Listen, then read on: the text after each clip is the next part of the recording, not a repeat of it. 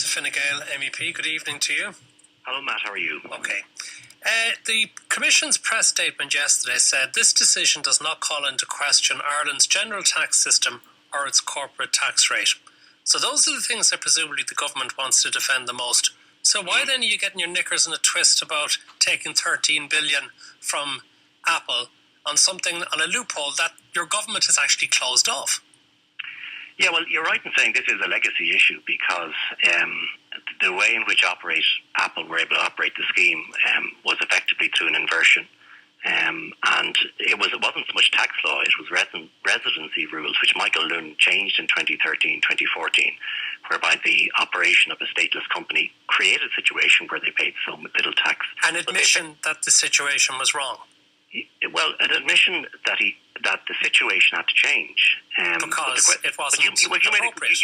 You made a good point earlier in your remarks there about tax avoidance and tax evasion. I don't think anyone would defend a situation where any large multinational is paying 0.005% in tax. The problem was that is the law at the time. Now, Brian, you know from your time as a junior minister in the Department of Finance, while there's a difference between tax avoidance and tax evasion, there is also aggressive tax avoidance, and that at times revenue commissioners and governments have to act against something that may be technically within the law but actually breaches the spirit of it. And that is not what Michael Noonan did when he closed off that particular loophole. Matty's been doing this in the last 3 budgets. And okay, so if he's done that, then what's the problem with getting the money which arises from aggressive tax avoidance by Apple? And I'll just try to answer it if I can. There's 2 reasons why. One, it's not our money. This money was generated in profits in other countries. It wasn't our money in the first place to take. And secondly, if the government do not appeal it and challenge the ruling, the Irish state is saying that the Irish Revenue Commissioners, in 2 judgments they gave, in opinions they gave, over 2 separate years, were in effect creating a sweetheart deal for Apple. And on both of those counts, the government have to contest that. So why does it have to contest it, Brian? Because couldn't it actually just issue a statement saying, look, we don't agree, but we'll accept the decision of the Commission, even if we don't agree with it. And you know what? Everybody will just move on. Nobody's going to worry about this whole thing, reputational issue. Okay. Who worries about the reputation? Surely the corporates will look at Ireland and say, isn't Ireland a great place to do business? They actually think that we're friendly towards corporations. It's not going to actually do our reputation any damage at all amongst the people we seem to be worried about. Well, I think there's another reason as well, Matt, why I would contest your statement there. And it's this. I mean, we cannot be the tax collector for the rest of the world.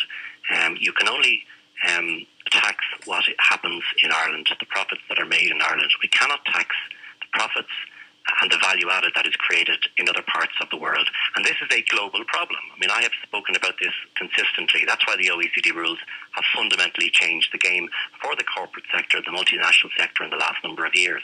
It is no surprise in the digital multinational companies where you have an IP in Bermuda, you have a distribution in China, marketing in Ireland, and you have other parts of the business located in the United States, how you give value to all of that. And there's no doubt that the corporate sector were ahead of many, many states for many, many years.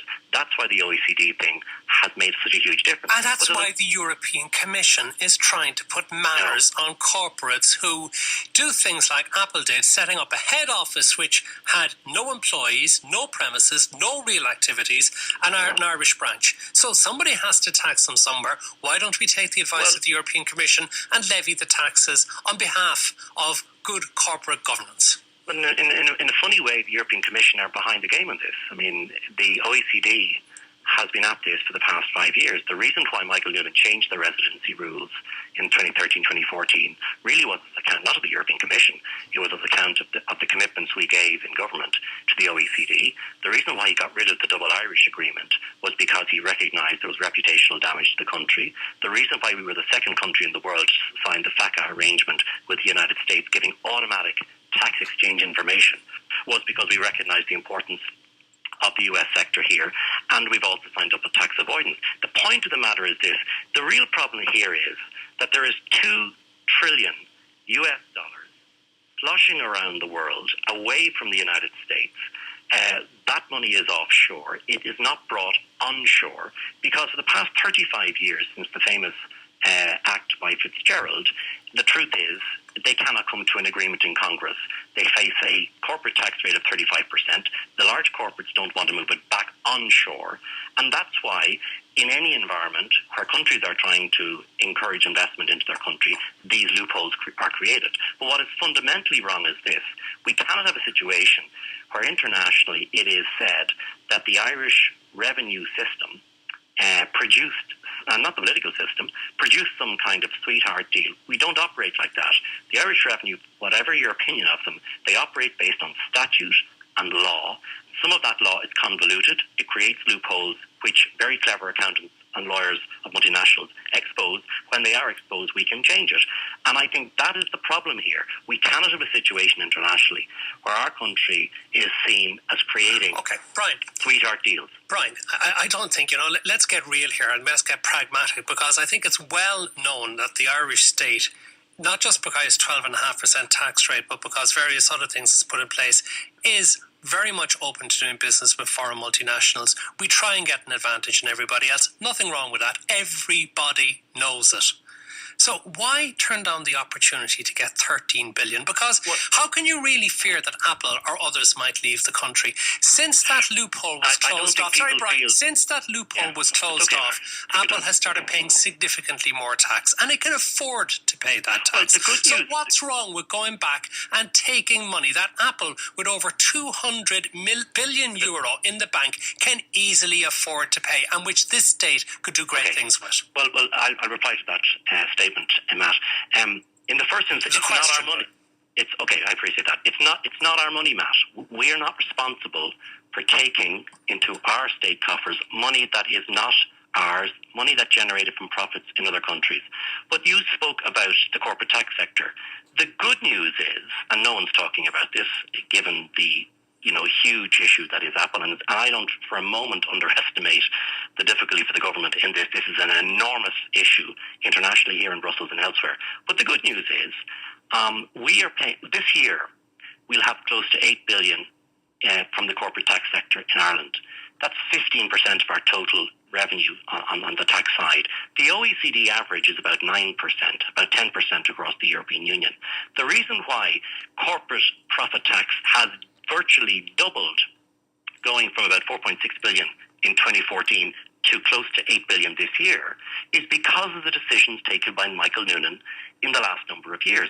What Michael Noonan is now dealing with is a legacy issue from the past. And you might be able to say, and you have said it, and I appreciate your question, that in some way we can just take this money that is not there because, A, in the first instance, Apple are going to appeal this, and anyway, the write-down of that, I think, will be significant when the calculation is computed on the Irish side and elsewhere. But secondly, as Commissioner Vestager said herself, a number of other member states of the European Union, in Africa and other countries elsewhere, in Asia, could take the view that they're going to look for a lump of this money back. So it's not 13 billion. Okay, that's just part of the kind of powwow super headline. Brian, are we highly principled sheep in this country? In that, you say it's not our money to take, and there'll be lots of people who say, well, the debts for Anglo-Irish Bank and other banks weren't ours to take, but government decided we all had to take those on our head.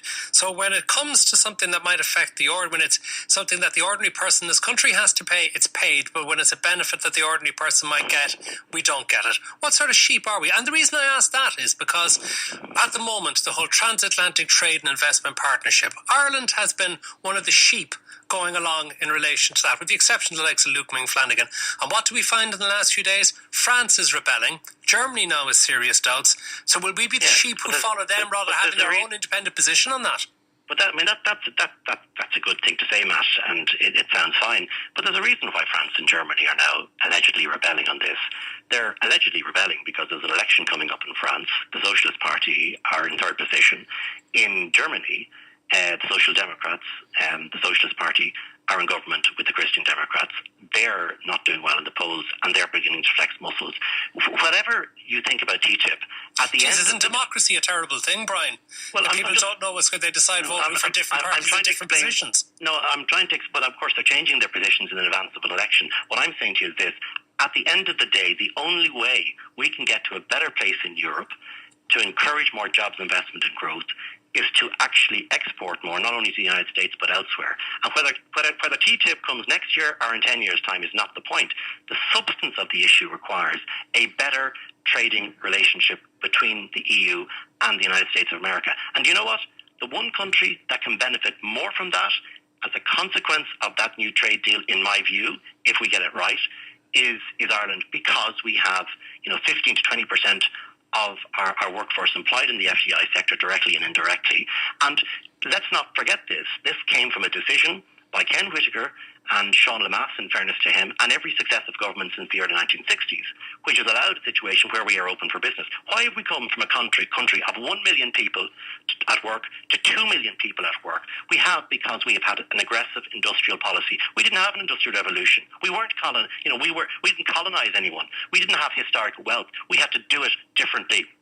And the point is this: we had essentially an agricultural economy up until the 1940s and 50s, and the 1960s that changed, and as a consequence of that, we've become a wealthy country. We should defend that. We should defend our rights as a people to follow our own industrial policy, and we should also make sure that all corporates pay their fair share of tax.